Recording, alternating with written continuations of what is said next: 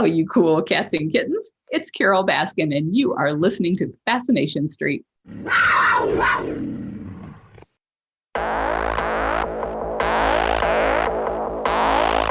I believe that everybody has a story, and I'm fascinated to hear them. So come with me as we take a walk down Fascination Street. Welcome back, Streetwalkers. This is another return guest. This is film writer, producer, star, and now director, Tom Malloy. Tom wrote, produced, starred in, and directed Ask Me to Dance, starring Joyce DeWitt, Gabriel Jarret, and Jesse Kove, and some other folks. I'm not saying there's not other folks in it. So in this episode, we talk about what a producer is and what a producer does, because there's so much confusion about what a producer is in the film and television industry, at least on my part. So I wanted to address that and find out what exactly that is. We talk a little bit about some of the projects that Tom has worked on, including a film called Love in Dancing, where he got to dance in a scene with Betty White. How cool is that? And then we talk all about Ask Me to Dance. Ask Me to Dance is coming out soon, but we're not really sure when. We just know that it's probably going to come out this year in the next couple of months. So keep your eyes and ears peeled for Ask Me to Dance. It's a romantic comedy. There's laughs, there's dancing, there's Joyce DeWitt. And then finally, we talk a little bit about the cryptocurrency world, because for some reason that has been coming up a lot lately on my show. And Tom gives us a movie recommendation that might help better explain crypto to those of us who aren't all that familiar with it. And this is my second conversation with writer, producer, actor, and now director, Tom Malloy. Yeah, talk to me, yeah.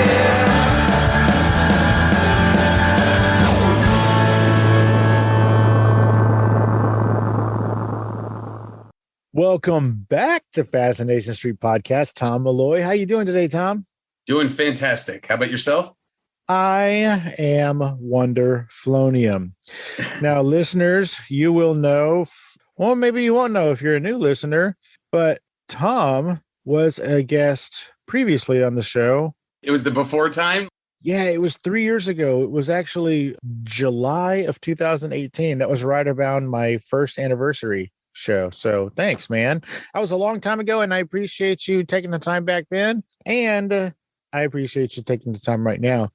Definitely. So for those listeners who didn't listen to the first episode, first of all, go back and listen. What the hell is wrong with you?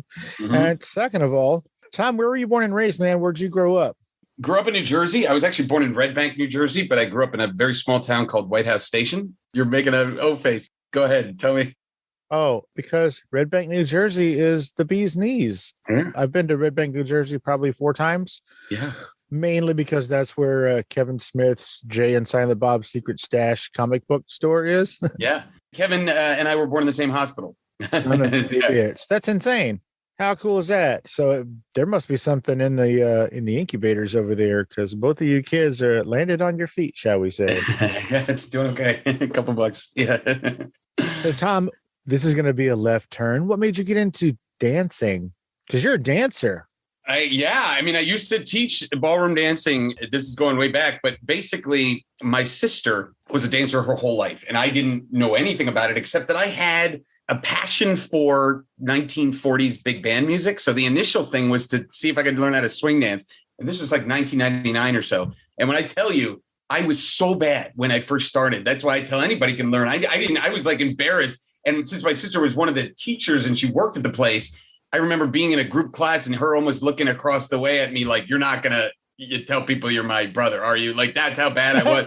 But it's like anything else, you just get it in your muscle memory.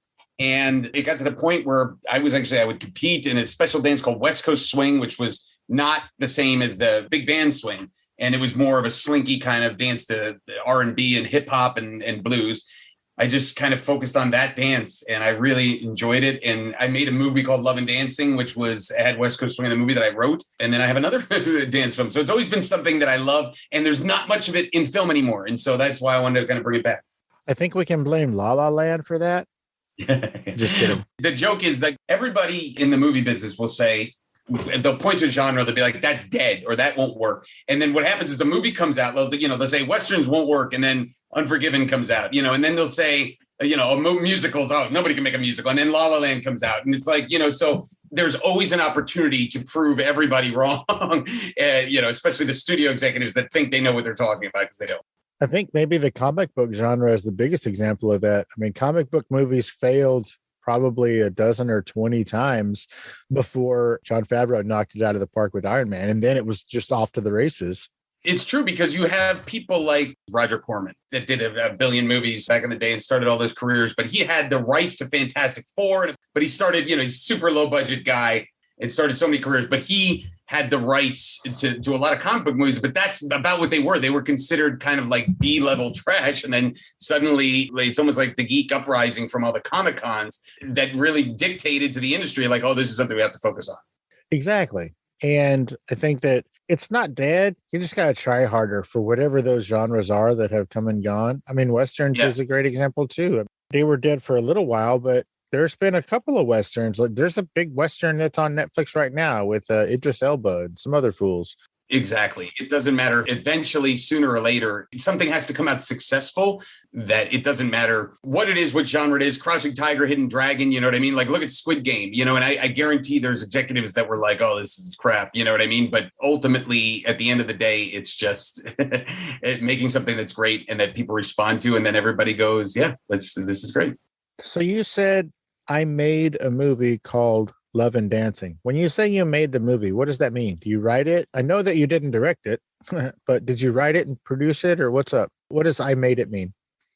Okay, so I just produced my 17th film and I have my 18th next month, the 19th, hopefully, as everything goes right in September.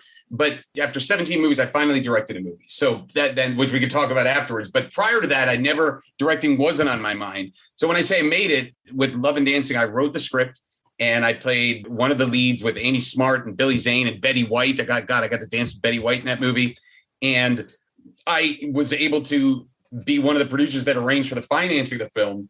So put it all together. Now we have Rob Isco, who's a great director. He directed She's All That, which was like the first of the teen movies that hit. It's still a great movie. So he directed that film. And so when I say, yes, I made it, meaning I was the one that put all the pieces together. I didn't direct it necessarily, but that's why I'll always say to filmmakers when they're putting a movie together and you see like a film buy, like a director tried to get a film buy credit on a movie that I wrote just recently. We're just signing the deal. And I go, are you nuts? I said, I'm not giving a film buy to anybody unless they wrote it and directed it. If you're just directing, you're not a film buy. There's 50 people involved. And even there's an argument to be made that a film buy is still an arrogant credit in general because film is everybody, there's everybody, the DP and the first AD and all the people that come together to make it. But the bottom line is I would never give it to a director unless they wrote it as well. It had to be written and directed. So you've produced so far 17, 18, and 19 movies. Yes. Does that mean that you're just the money guy, or does that mean that you're helping in other facets of filmmaking? Producing is nobody really knows what the hell that means. Producing can be different definitions. Like people get executive producer credits at times when they'll just introduce financing to different people. And then, by the way, I was happy to bring some financing to a movie called Lansky, and I was one of the executive producers, and it was Harvey Keitel, Sam Worthington, Minka Kelly. And so I'm an EP on that movie. And previous guest of the show, James Moses Black. Yeah, very cool, very cool. But the producing, as far as the way I would define it as an indie producer, when I could put a film together, it's really every aspect of it, from the financing to the making it happen. If you're the on-set producer, the best thing I can equate it to that people would kind of wrap their heads around is almost like a wedding planner. And that's when you're doing every single day. You want every aspect to be firing and everything. Or an event planner. But imagine doing that for like 25 days straight. You know what I mean? That's what you're basically doing. I'm planning a wedding for 25 days straight. And these events that you're kind of putting together. But it's very similar to that. It's managing all these people and hiring other people to manage the other people around them. It gets to the point where when you have a bigger film, Like, somebody would email me on my last film and like, hey, can I be working on this? And I'm like, I'm not even in that. Like, I'm the main guy, but I've hired there's 2 sections down that, they'd ask me to be on the background. I'd say, well, you got to talk to this guy, and then he'll talk to her, and then she'll be the one to do it. But what the hell do I know? It's almost like asking the owner of the Yankees if you could be in the dugout or something like that. But bottom line is, it's putting every single piece together to make the film happen. That's why at the end of the day, EPs don't get the Oscar. It's the producer that gets the Oscar. Producer is the biggest credit in film because they kind of cover everybody, and they put the whole thing together.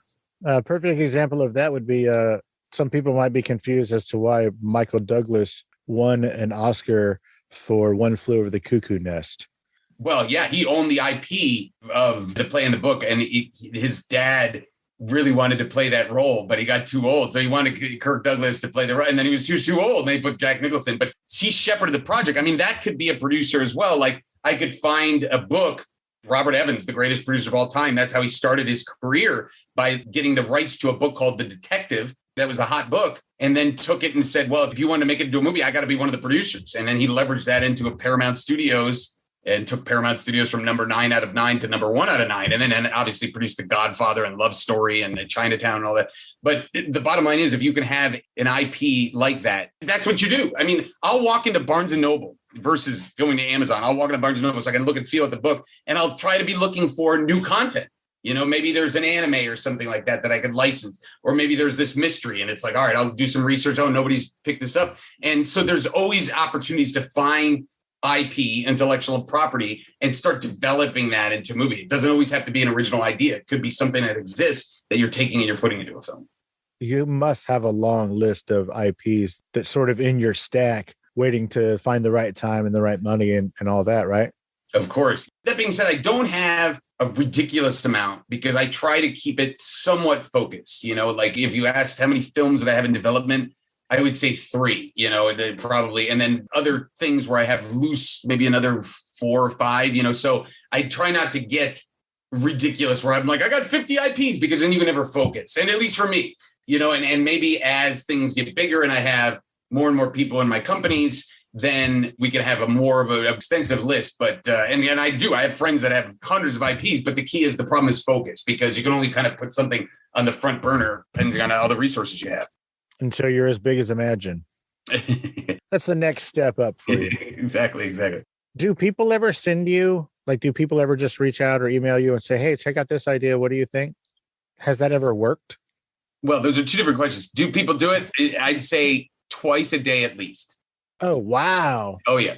That's a lot. I mean, or it's just the can you produce my film for me? Or I have this or that. And has it ever worked? I don't quite know if anybody's ever hooked me that way. There's got to be a yes in there somewhere. Maybe it didn't turn into something, but the yeses are more like, one of my buddies was friends with Kenan Thompson's brother or cousin or something like that. And he said, he's got a good script. And so then him and I worked together, and then we optioned the script. We met with Kenan. It was awesome. We were backstage at SNL in the dressing room through the whole show and talked about the script. Now, it never actually ended up happening. So, because a lot of times you run it up the flagpole of development, you can't get it going or whatever. And there's countless ones like that. But that was more of a referral type situation than just a cold email. That would be a tough one, unless it was something that was like right up my alley where I'm like, oh, this is exactly what I do and I love, it'd be a tough one to just pick up out of nowhere, Have you ever done a series? Have you ever produced a Netflix or a Hulu series or an Amazon, anything like that? No, not yet. And I'll tell you that the main difference, so we've done some independent TV and we're producing a couple unscripted shows, like a true crime show right now, actually 2 true crime shows right now. That's through my company, Glass House. A sales and distribution company is called Glass House Distribution, that I started it about 6 years ago in my living room, at the time. And now there's 7 people in the company. Good job. We're growing and growing. Yeah, we have 113 films in our catalog. Holy moly, dude. That's amazing. Oh, thanks, man. I have a lot of life energy. I only get stressed when I'm bored. That's when I freak out. That is amazing. Wow, you are a worker bee. Man, good job. Seriously, that's outstanding. Oh, thank you. I mean, we try.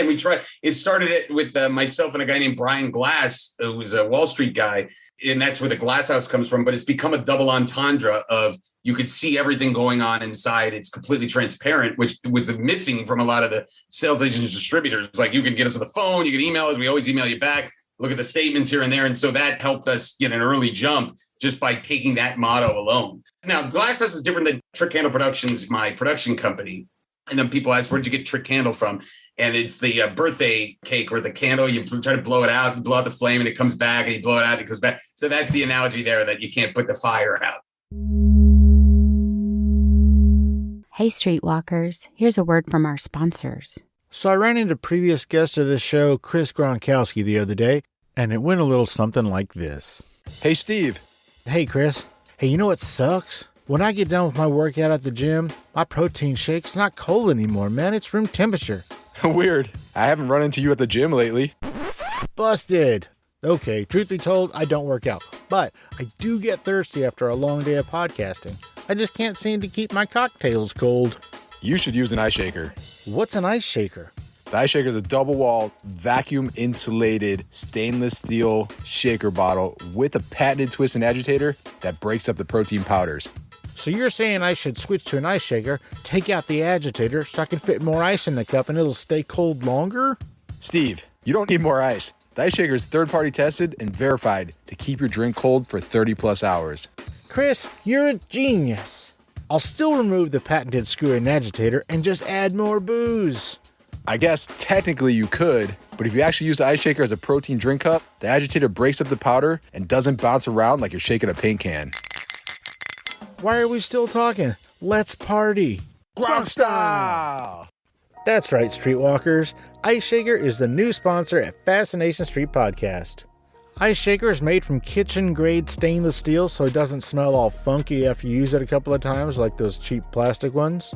When I'm out and about doing interviews or partying Gronk style, I use the Fascination Street Podcast Edition 26-ounce Flex Ice Shaker cup, and it keeps my drink cold until the sun comes up. You saw Ice Shaker on Shark Tank. All 5 sharks made an offer with Mark Cuban and Alex Rodriguez closing the deal. Now you can get a deal too. Order your own 26-ounce Flex Cup right now at iceshaker.com and use the promo code FSP for $5 off your first order. Once again, that's iceshaker.com, promo code FSP, as in Fascination Street Pod, for $5 off your first order. That's iceshaker.com, promo code FSP. Let's get back into it. So you were telling me that you have a couple of series. See, that world of a series is a different world because normally you don't like go shoot a series, right? And then sell it, which you do that for films. You can do that. You can get independent financing and sell it. There's all different ways to do it. But on a series, you usually would shoot a sizzle or a pilot, maybe episode, and then take that to a network to fund it. Like we did this with this true crime show that we had. We funded the pilot, right? And whether a network picks up the pilot or says, we'll start from scratch, but we want the show, then we go from there. So either way, if they buy that pilot or not, they'll be funding the rest of the episodes. That's not us putting the financing out. So it's a different method for TV and somewhat of a closed circle in that regard. I have TV friends that are doing monster shows on Netflix that wish they could be doing films with me, and then vice versa, where I'm like, I want to be doing TV stuff. So it's like, it's back and forth, but I kind of stick somewhat to my lane. If it's working, it's, I keep going with it. I'm not saying I don't want to do a TV show. Sure. You may already know this, but I only recently found out that when they shot the pilot for the original Star Trek series, they shot 2 different pilots. I think I knew there's a different Captain Kirk, but go ahead. So yeah. That's right. I was going to say one with Billy Shatz and then one without. And sadly, they went with the one with William Shatner, but hey, nobody's perfect. They loved his pauses in the middle of a sentence. You know what I mean? Yeah, that was great. Yes, they did. Now, we only just, in the briefest of mentions, talked about love in dancing, but I really want to talk a little more about your time with Betty White. I know that you got to dance with her on the movie. What was it like to work with Betty White? Yes, Amy Smart and I were throughout the whole movie. Betty just had that one scene in the film that was just a really funny comedy scene, and she was just great. It was like she was everybody's grandmother on set. She made great jokes here and there, dropping jokes. really fun. And then when she came to the premiere, she was so great, so sweet. I would have loved to use her again. We had a role that could have been right for her in the movie we did, Ask Me to Dance. But I think, she didn't want to travel anymore. She got older and with COVID and everything. But just a sweetheart. I mean, like, as everything you see, it's just a perfect as advertised. Like, it'd be funny if, like, in person she was mean or didn't talk to anybody. But no, it's not that. It's exactly the Betty fun, F-bombing and just is a sweetheart. Just awesome. Nice. Well, I've heard so many horrible stories about her. I'm glad. Oh no, wait. Everybody only says she's amazing. So that's really cool to hear. It's great. Now, speaking of COVID, how did you spend your COVID? Let's just assume that 2 years is long enough and that it's over. How'd you spend your COVID, buddy? Yeah, that's funny. Well, when it first started, I remember being in Berlin, and I'm pointing because I have the market schedule through Glasshouse, and Berlin just got canceled for this year as far as the market part of it. And it's back to being virtual. Jesus. So that would mean like junkets and like that? No, that's the sales market. There's 3 major film sales markets. And the way I can equate that to anybody is they're really just trade shows at the end of the day. Like if you go to Cannes, there's the film festival, but then the market is just like any trade show you've been, but they're all film companies. They're playing their trailers on a TV screen and posters on the walls, and buyers come in from Japan and say, we're looking for sci-fi and action and horror. And you go, oh, check out these and blah, blah. And you show them the trailers, put the headphones on. And that's what it was. And you try to do deals, right? And so that's the core of foreign sales. But Berlin in 2020 was the last one. I remember my colleague Rob and I were flying back, and it was like, if you came from China, you had to go this way. There was an actual distinction at JFK. So we were like, starting to hear about it, and then everything shut down. And for about a month, we were like, what's going to happen with Glasshouse? At least we didn't even know. Then, thankfully, people started sitting back and watching movies.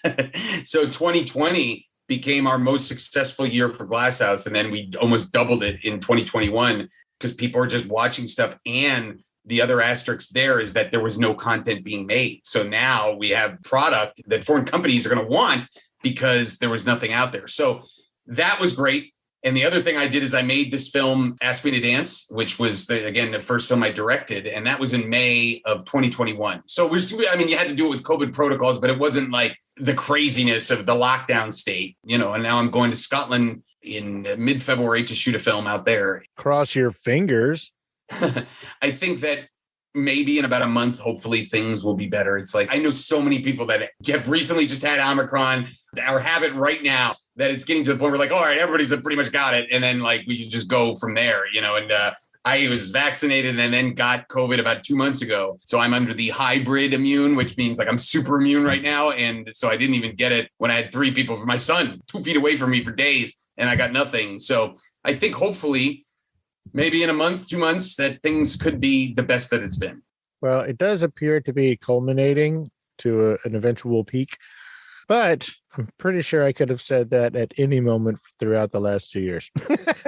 What a different world that we live in. I always joke about Berlin because I had a buddy, Darren, that we went to a karaoke party in Berlin, the last night we were there. It's a famous one that they do in Berlin. One of the major horror film festivals throws it. It's a real fun party.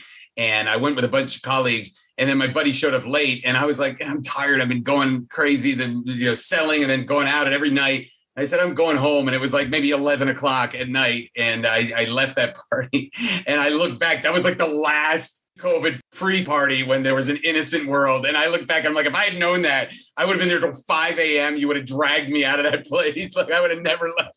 And just like, this is the last night ever, but I didn't know, And so that's it. I always think about that. Yeah, you should write a movie about that. Yeah, the last night, the last night ever. The last time you were on a few years ago, I guess you had produced, and you were probably in it. Hell, you might have written the thing too. But you were promoting a film called #Screamers. Yeah. And then also we talked a little bit about you had an Amazon series called Midtown. Mm-hmm. You had 2 seasons of Midtown, but a little birdie told me that there was supposed to be, and maybe still will be, a season 3 that is more focused on the West Coast. Is that right? Well, we've kind of kicked that around a little bit. Yeah, Midtown LA was going to be the name of it. But you have to understand that was done for like relatively nothing. We just did it at the time because with Amazon used to pay a lot more, and it was just me and Scott Baker, who's a comedian partner of mine that we used to perform together. and we played two cops, and it was the banter between us, right? People really either thought it was the funniest thing they'd ever seen, or was just like, this is low production value. And it's like, well, yeah, we did it for like, you know, a couple $1,000, like nothing. And so we put that on there. And then the second season, we shot in a much better level. And so the third season, we were going to do with real funding and all that, and also do it Midtown LA. But it never kind of came to fruition, mainly because Amazon changed their pay structure, where, you know, they'll pay you 1/20th of what they used to before. And there's nobody can say anything because they're Amazon. Not that I wouldn't want to do it just for fun, because it's real fun to work with Scott. I just don't know how we can monetize it, you know, and so that's the story of Midtown. Now, do you own it outright? Like, does Amazon have any say in whether or not you take it to, say, Netflix for season 3? No, I could do it. I'd own it outright. They just licensed it at that point. So it's completely open. I could do it to Hulu or anything. And, you know, and there's been stories of that. You know, Letterkenny was a YouTube series that then went to Crave. So was Cobra Kai. Well, that was different. Cobra Kai, yes, but Cobra Kai, they were YouTube Red. Like, that was an original series. Like, meaning Letterkenny was just videos somebody's posting on YouTube. Then Crave picked it up in Canada. Then Hulu joined in at like the third season, and now it's a big show on Hulu. But yeah, no, Cobra Kai was a YouTube Red. You know, don't get me wrong. Like, I know one of the agents of most of those guys on the show, and it's like YouTube Red was still paying a lot of money. Like, they're Google, they got a lot of money. So Netflix then took it to the next level because they had bigger eyeballs. I mean, exponentially more eyeballs. But it's not like they were doing it on YouTube Red for zero. You know, they had a good budget. Right. Yeah. Gotcha. Well, are you listening, Ted Sarandos? I'm talking to you. Bring Midtown LA to Netflix. That'd be great. I've never met Ted. I've met other Netflix high-ups, but I would tell him great stuff on Squid Game, because it was just, you know, I just love that show so much. And I love seeing something that any executive would be like, oh, you know, we're not going to, a Korean show, we're not going to, you know, nothing's going to make any money off of that. And then it becomes the biggest show in the Netflix history. And now, of course, there's literally like a Korean channel on Netflix. Like, you could literally, there's like one of the bars down is like Korean crime shows and stuff like that, because Squid Game was so successful. But, you know, Netflix is great for those reasons that they're making these movies. Now, they'll make a stupid cash grab like they did with The Rock and Ryan Reynolds and Gal Gadot, whatever that movie was. I didn't see it, but I heard it was unwatchably bad. But then they'll turn the corner, and prior to that, they make Extraction with Chris Hemsworth, which was friggin' awesome. You know what I mean? So they're putting a lot of money at their shows, and some of them really work. So good for them. I like a network that takes some shots. You're not going to hit the bullseye every time, but bro, you got to take some shots. You have to. And I've explained this to people for Amazon Prime or Netflix, and they go, why do they have so much money to put behind these? Is because they're getting subscribers that have a long-term membership. Like, meaning, if you have a movie, I make a movie like Screamers, that at one point in horror was #1 on iTunes in horror, you know, but you're just buying it for $15 and you're renting it for $5, and that's a one-time type of fee. Versus I've been a Netflix subscriber for like 6-7 years because of Stranger Things. I'm like, I got to see what this thing is. And then I loved all the Stranger Things, but I never canceled my membership. So think about all the money they've gotten from me because of that. And now Amazon's even crazier, because you can sign up to Prime, and now I'm buying vacuum cleaners and stuff like that through Amazon. So they've got me in their entire ecosystem just because I've come to watch this one TV series, Bosch or something like that. Well, 100%. You said Screamers, and I said #Screamers. One of us is an idiot. I'm going to guess it's me. No. I'll take the idiot throne there. #Screamers is found footage movie, the horror movie. I was just talking about that on a call literally about an hour before this, about how we really tried to elevate the found footage genre. Like, we really wanted to take it to the next level. And some people got it. Like, there was one review, the actual headline, and you can Google this, was Screamers needs to be seen immediately. That was the name of the review.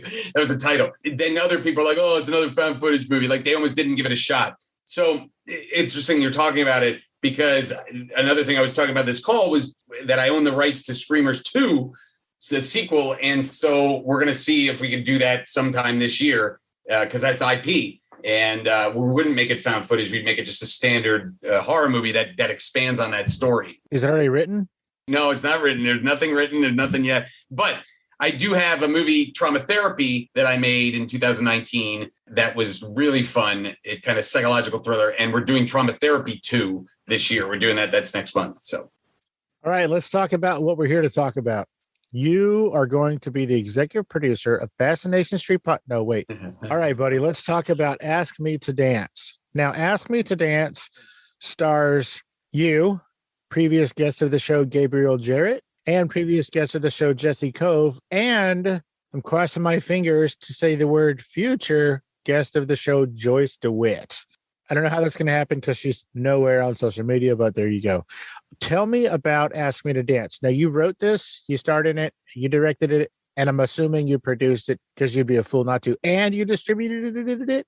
No, we're not distributed. Like, the distinction there is the movies I make, I don't sell through my company just because it's like a weird conflict of interest if we're sitting across from a buyer and we're like, here, watch this movie with me in it, So the XYZ Films, great, huge sales company, is selling that movie. You forgot to mention Brianna Evigan, who's the star of the film with me. She was the star of the Step Up movies with Channing Tatum. Oh, okay. Yeah. So she's just was just a sweetheart. Probably my favorite co-star to work with. No offense, Eliza Dushku and Amy Smart and Elizabeth Moss, but she was just a joy. And she lives in Africa now. She kind of wanted to live in the bush, and so she's South Africa or the real Africa? The real Africa. Yeah. Wow. So she's like Africa. But, Mario Cantone from Sex and the City, and Kurt Angle, who was fantastic and really funny in the movie. So the key with Love and Dancing was that it was a very light comedy. When I first wrote it, I wrote it as a kind of over-the-top comedy. And Rob Iskov came in and made it more romantic and very light. There's funny moments, but it's not a laugh out loud. Ask Me to Dance, I wanted to make two things. I wanted to make a dating comedy that was laugh out loud funny and just have some dancing in it as a subplot, meaning Love and Dancing is all about dancing, like the dance competition, all that stuff. And I didn't want to do that. I wanted to just have a movie. There was some really great dancing in it in the background, but it was really a dating comedy. And the plot goes that these two people, Brianna and myself, are having not success in love.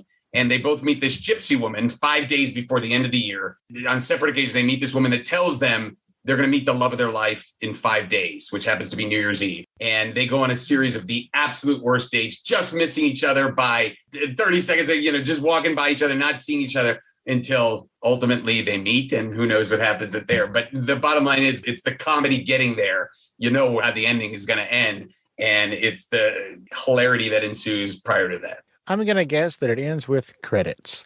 Yeah, no, how did you know? You've seen it? You told me you didn't see it.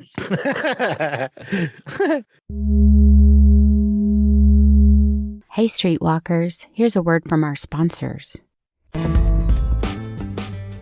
Welcome to the Player Series. I'm Gary Player, and throughout the series, we're going to take you through incredible stories, conversations with legends and current players, perspectives on current events in and around golf, and much more. Don't forget to subscribe to the Player Series on Apple, Spotify, or wherever you get your podcast.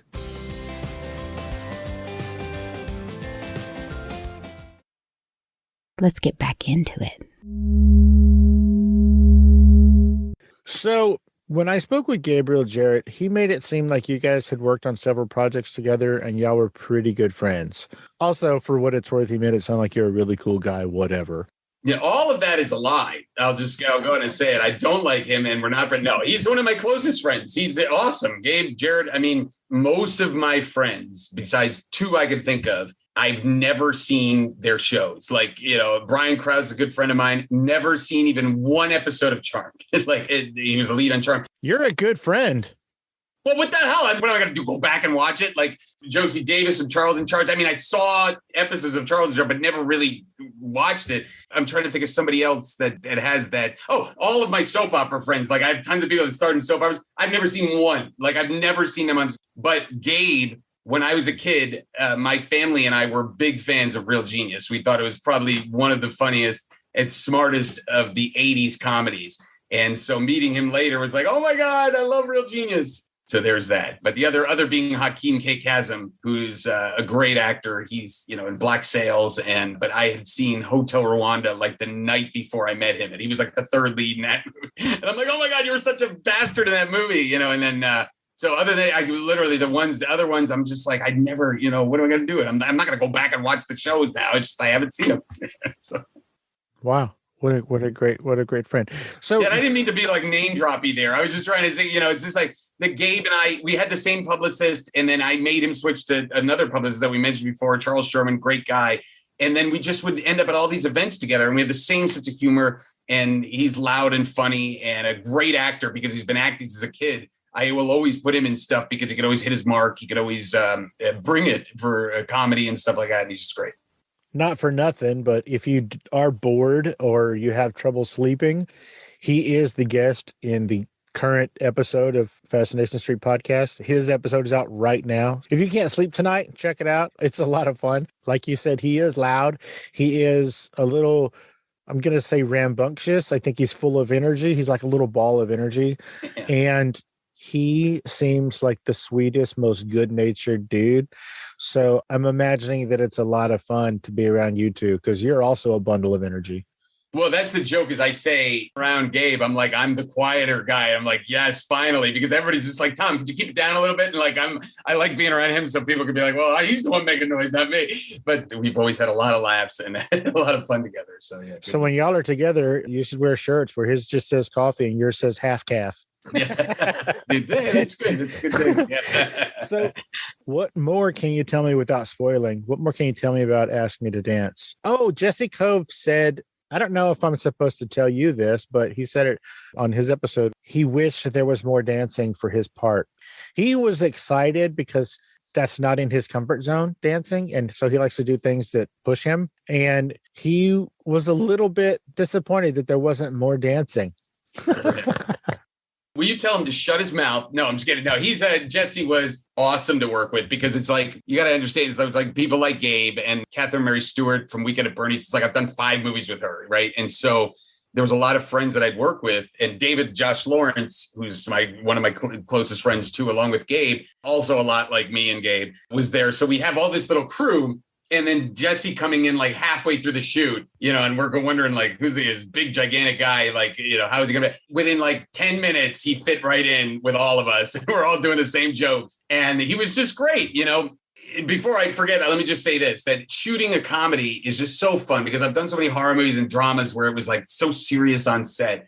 And as an actor and a producer and a writer, I never branded myself, but I made the decision after directing Ask Me to Dance, I'm only directing comedy. Because that's just the only one I want to do on a brand. And so people go, oh, the comedy, you got to give it to Tom Malloy. He knows comedy. And so Jesse fit right in with all the beats. His character wasn't a dancer in the movie, but he just played it so perfect. And it's this kind of lovable idiot that's just so stupid, but also very sweet, and not in a harmful way is he stupid. He's just so funny, stupid, but a great looking guy. Like he's almost the guy that Courtney Warner, who plays Amy, she's marrying him truly for his looks. And she knows it and she admits it, you know what I mean? But he's just a sweetheart. And he was great. He got to dance a little bit. You asked about the credits. During the credits, we have a group big dance number and he's dancing in there. So that's what he's doing. But yeah, no, Jesse, we just hung out doing the screening and I just remembered how much fun he is to be around. Rad. When is it coming out? Do we know yet? When I say we finished like a month ago, a month and a half ago. We have the trailer that's secret right now. We are doing an industry screening for buyers next month around Valentine's Day and seeing what we can do there. Hopefully we'll get a good deal on it. I think it's a really, really fun movie. Gotcha. Yeah, also keep me posted if Joyce DeWitt just happens to contact you and says, hey, how do I get a hold of Steve Owens from Fascination Street Podcast? That'd be so random. But it's very specific. Yeah, I have it. It's like, let me put it on my list. Real quick, tell me what it was like to work with Joyce DeWitt on Ask Me to Dance. Joyce DeWitt was such a pleasure to work with. Fantastic, funny from the Three's Company days. Like I said, it is fun to work with these older legends because the joke is when I'm working with a big star, it's more of a competitor thing with me. It's more like I'm better than this guy. It's like if I was I swear to you, doing it, I've never done a scene with Leonardo DiCaprio, but if I was, I'd be like, I'm better than you. The whole time in my head, I'd be trying to outdo him on camera. But these legends, these are the people that I love working with because I'm like, everything they do, I'm just like, this is so great, and so it doesn't become a competitive thing with me. It's more of a like, you're a legend type of thing with those people. So, well, I love Joyce. Mhm. She was my favorite of all the ladies that were ever on Three's Company, mostly because she was the constant and because she was the most grounded character, and she just played it so well. So it's good to hear that it was a lot of fun working with her. Sorry. No, I don't have it. And no, you can't catch it through a microphone. All right, good. That's just so funny you said that, because it's like coughing in public now. Every time it's like you look around, like, all right, I'll take a sip of water and I'll go down the wrong pipe and I'll cough, and I've noticed all these eyes turn to me. Like, I'm like, no, I'm healthy. It's so insane. Like, I remember it was probably 3 months in or something, 4 months in. My wife and I were somewhere out in public, and like I sneezed, and then my wife quickly, kind of loudly says, because she's a nurse, she goes, "Don't worry, sneezing is not a symptom of COVID." That's funny. Yeah, no, it's so true. I think it was Nate Bergatsi, who's a comedian, stand-up comedian that I'm really into now. I think he's one of the top guys. And, he was just saying, I'll tell you what's out. He's like coughing in public. He's like, my dad used to be coughing in public all the time. He goes, if he wasn't coughing at the dinner table, then it was like something was wrong with him. You know what I mean? He was always coughing. And it's like now, even on the plane, it's like silent. I remember being on flights where somebody was coughing next to me the entire flight, and that wasn't frowned upon at all. In fact, I have a funny story. MIPCOM, which is a TV market in France, my colleague Michael and I were headed there in October of 2019, so pre-COVID. A guy walks on with like a big black face covering mask, and I elbow my buddy Michael, and I'm like, look at this tool. And the guy pulls off the mask, he's like, Tom, and he knew me, and I went, oh, shit, and so I admitted it to him. It's guy Jesse, he's another sales agent. I saw him at a bar one of the nights and said, hey, just so you know, I was making fun of you. And he goes, no, yeah. And he's just like, I think a lot of people make fun of me. He says, I just wear the mask on the way there so I don't get sick. So I work the whole day. And he goes, and I don't wear it on the way back. And I look back at that story and I think of how unusual it was to see somebody walk on a plane with a mask. And now there's no way you're getting on the plane without the mask. Like, I was making fun of him for it back then. And now that is what you do on every goddamn flight. So it's crazy. I love that he had the foresight to wear it on the way to work so he doesn't get sick while he's working. But then on the way home, he's like, fuck it, I can be sick at home. It's fine. He was like, screw it. I'm going to chill out now. Yeah, exactly. Yep, that was the truth. Yeah, it's true. By the way, I used to have a trick that I did. I don't have no use anymore. But all the years I traveled to 100,000 miles a year, one of my traveling friends used to tell me, take Neosporin and put it in your nose. I used to put a little Neosporin in each nose. And that was my secret that I would never get sick on a flight. Isn't that weird? Because all the germs get stuck on your nose. Well, ask your nurse wife, because touching your nose or eyes, which I never touch my eyes. I always like use my sleeve or something like that. That's one of the main ways to get colds, I had heard for so long. So anyway. That sounds like some My Big Fat Greek Wedding Windex for everything shit right there. That's funny. All right. So Ask Me to Dance is coming out momentarily as far as we know. It probably is going to come out this year, but we don't know yet. So everybody keep your ears and eyes peeled for Ask Me to Dance, starring all those lovely people we talked about.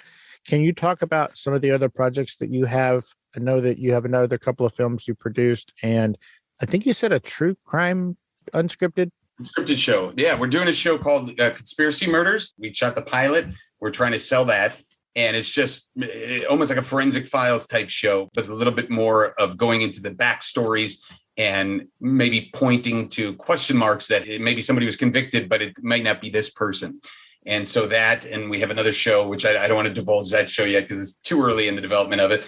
And I have Trauma Therapy 2, which we're shooting next month. I would like to do Screamers 2 this year. The other film that's greenlit, but we're still casting, is a great drama called Rearview Mirrors that my colleague Kirsten Karlhuber, I produced her first movie called Fairhaven. And it was on Showtime. Great, beautiful, sweet LGBT movie. And we did that years ago. Now she has this other film. It's drama kind of about mental illness. And so we're shooting that, I believe, in September in Texas. And so we'll see. Those are the two going, but then always looking for more. And I have a big studio-ish movie that's going forward. When I say studio-ish, it's more like a 15, 20 million, not a $200 million project. So hopefully that'll go too. We'll see. Fantastic. Now, the film or project that's going to be shot in Texas, let me know if you need a guy with no acting skills, a terrible voice, who won't be on screen or on audio. So if you just need somebody to not even show up or be in there. Perfect. You're in. I got You're it. in. That was easier than I thought it was going to be. Yeah, Thanks. you got that. You're in. Thank you so much, man. I appreciate that. We'll put you in the special thanks. Just leave one open space on the special thanks, and that'll be mine. Perfect. Tom, where can people find you on social media? Well, you can go to Tom Malloy on Instagram, TOMMALLOY. That's my Instagram. Tommy Malloy on Twitter. I'm even verified on Twitter, but I'll just say I'm not a Twitter guy, really. Instagram, much more. The other thing is Filmmaking Stuff is the site that I co-own with Jason Brubaker that teaches filmmaking to people. And we have free videos we put out all the time, but there's also a membership site. So if you go to Filmmaking Stuff, you can get all kinds of free stuff, like how to finance movies and how to set yourself up for international distribution and learn from there how to make movies happen. Hey, wait, that reminds me. Didn't you write a book? I did. Yeah, I wrote Bankroll, which was like the gold standard book on film financing. And the first edition came out in 2008, second edition 2012. They had asked me to write a third edition, but I said things were changing so quick. And through the publisher, who's a great publisher, Michael Weiss Publications, they're the number one film book publisher. But it takes a while. You write the thing and 6-7 months, a year and a half later, your book's in Barnes & Noble. And things were changed so fast in the industry, it didn't make any sense. So we put everything online so that on Filmmaking Stuff, we could take all those concepts and update them when we need to and keep it current. Kick ass. Yeah, man. Tom, is there anything we didn't talk about or I didn't ask you about on this return episode that you wanted to talk about today? No, I can't think specifically. I will just say, all the actors I worked with in Ask Me to Dance were great. Jason Chambers, who was my friend who introduced me to Charlie Shrem, who was the executive producer of the film, that has become a world that I'm getting more and more into because those guys are in the Bitcoin world and the crypto world. And I think that that's the future of a lot of stuff. And so I'm all about the blockchain and crypto and all that because of those guys. It's just great to be working with great people. I mean, the conversation I had right before this was with some guys and it was like, we hit it off right away. And they've done some amazing big films. And it was like, I just want to work with good people. So what were they doing talking to you? Haha, but right, exactly. That's what I say. Yeah, the whole time. This crypto thing might actually be something because this is the third or fourth interview in a row where the guest organically, unprovoked, brought up the crypto world. Well, I feel like you were provoking me. No, I'm just kidding. No, I did. I don't know what I mean. But no, it is a thing. I mean, gosh, there's so many aspects of it that just make total sense. The blockchain, that's the thing that makes the most sense, that everything is public and there's no way to reverse it. That alone just makes so much more sense. So I was talking to a guy recently who, it wasn't even why I had him on the show, but what came up is that basically he's building property and structures in the metaverse, which is, I guess, part of a crypto called Mana, M-A-N-A. So there's a metaverse and he has purchased virtual property in this metaverse. He has built basically a gallery or party space in the metaverse that he has monetized by renting out so people can throw virtual parties to host and sell their NFTs. I'm just like, what in the hell is happening right now? Yeah, it's crazy. I mean, Charlie, who I mentioned, Charlie Shrem, who's the EP and a good friend, he was one of the first guys. He started the first exchange. If you ever see the movie Banking on Bitcoin, he's like a third of it. But he was partners with the Winklevoss twins early on, and they got into all the crypto. But you just look and you see that sooner or later, if something ultimately makes more sense, first, people don't know what it is and, it's crazy. And now it's like, only the hipsters are talking about it and all that. But sooner or later, as the banks, by the way, are buying more and more crypto, it's just going to switch over one day. And then it's going to be like, oh, well, now it's all that. That's the gold 2.0. So you got to get with the times. I mean, people that are denouncing it, it's very funny. I love seeing the articles. There's a famous article that went around that said, why email will never replace fax machines. Like that was the title of the article. And it's like, oh, really? How's that working out for you? Yeah, the people who are denouncing the crypto movement are the same ilk that were denouncing paper money when we used to do everything in like 2, 3, 4 bits. Yeah. I have a banker friend. We'll be on a text chain, just kind of joking with each other, taking jabs, and he'd be like, yeah, good, Tom, with your funny money, like, good luck with all that, and I joke and I said, what, I'm like, if I take $10,000 out of a bank, I go, is somebody going to the back and if I transfer one account to the other, I go, is somebody going to the back, filling a bag with dollars and then moving it over there? I go, it's all digital anyway. Even the banks, they're all digital. It's just the banks, we have a third party that has to approve everything and take their fee versus that's not paid in the crypto world. So it's, real quick, I do want to point out that the plural of octopus is octopi. Ergo, the plural of Winklevoss is Winklevi. Thank you. Yes. Tom Malloy, thank you for taking the time out of your busy day. And holy moly, you're just producing and stuff all the time. I just can't believe how busy you are. So again, thank you for taking the time out of your day to hang out and let us get to know even more about you on Fascination Street. Thank you so much for having me. Awesome, Steve. It was 100% my pleasure. And you have a great rest of your week, man. Fantastic. Take it easy and try not to cough on anybody. My son just got over it. So thankfully we're hybrids. I'm really happy about that. Yeah. And hopefully it wasn't too terrible on him. It was mild. The Omicron's pretty mild. So we'll see. Well, thank you so much. And now you got to get back to Charlie Shrem. Yeah. Yeah. I highly advise you, if you haven't watch Banking on Bitcoin. It's free to watch on Amazon. And that gives you an overall just general education on Bitcoin. So yeah. Fantastic. Thank you so much. Okay. All right. Take it easy, buddy. All right, bye. Take care.